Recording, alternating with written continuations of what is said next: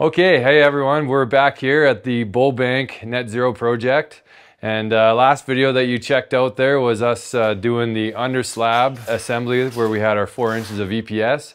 And today we're going to be talking about a very important assembly, our above grade exterior wall here. So lots of different options to go with out there. The option that we really love is the double studded 2x4 wall here. It is two 2x4 walls, and the inner wall does not touch the outer wall here. This wall here in specific has a 3-inch gap in between it.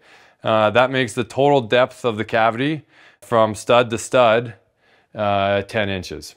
In terms of cost effectiveness here, when we're looking at a wall assembly, we want to achieve a certain R value with a thermal break for the least amount of cost. That's the goal. It's easy to build a wall assembly that is extremely expensive and performs really well, but the goal here is to find that sweet spot where cost effectiveness meets performance, and that's what this wall allows you to have here. So right now we're using 2x4 studs in this house, where a typical conventional house would use a 2x6 stud.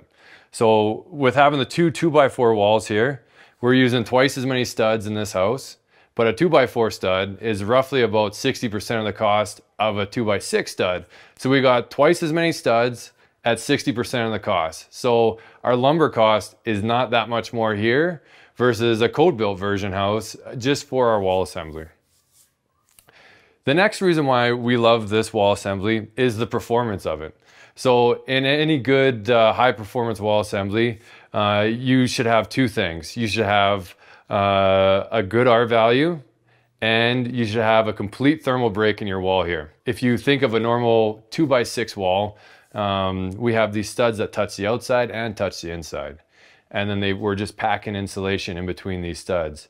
For this wall assembly, yes, we're packing insulation in between the studs, but we also have a spot in between our two walls here where we have this complete thermal break there that doesn't allow heat to transfer from the inside to the outside very easily. And we've also done some other parts of the assembly here that don't necessarily cost any more money. They just take a little bit more intentional design.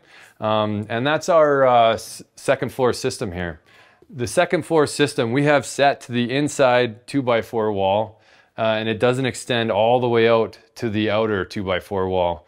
So then we also get that insulating jacket that runs right from the top of the main floor subfloor all the way up to the underside of the roof deck. So basically that insulation, if you can imagine, it comes all the way from our attic insulation, and then it comes all the way down our wall assembly, all the way down to the top of the foundation. So we have this complete thermal jacket, so to speak, around this entire house. With the double studded 2x4 wall, if you want more insulation, all we got to do is make the gap in between the two 2x4 walls greater. So right now we've got the 3-inch gap. We can move up to a 5-inch, a 7-inch. We can go down to a 2-inch. So you've got a range to play with there without having to reinvent the wheel if you want more or less insulation in your wall. You can go the most cost-effective route, which is 3 layers of R12 batt for an R36. The middle layer is in between the two walls, and it's complete all the way up and down in your wall assembly for that complete thermal break, and that gives you an R36. 1, 2, 3.